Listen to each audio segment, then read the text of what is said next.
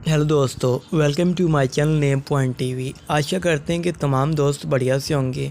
आज हम जानेंगे कि ज़ीता नाम का अर्थ क्या होता है और ज़ीता नाम की महिलाओं की राशि क्या होती है और ज़ीता कौन सी भाषा का नाम होता है। यदि आज का वीडियो आपको पसंद आ जाता है तो ज़ीता आप हमारे चैनल नेम पॉइंट टीवी को सब्सक्राइब कर लीजिएगा।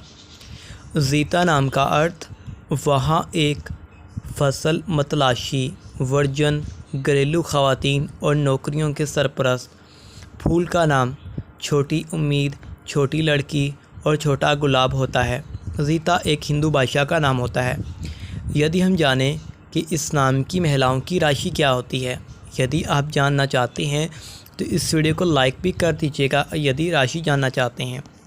अच्छा जी, इस नाम की महिलाओं की राशि बड़ी ही सुंदर होती है। वो राशि क्या होती है? ज़ीता की राशि मीना राशि होती है, यानी कि पीसियस राशि होती है।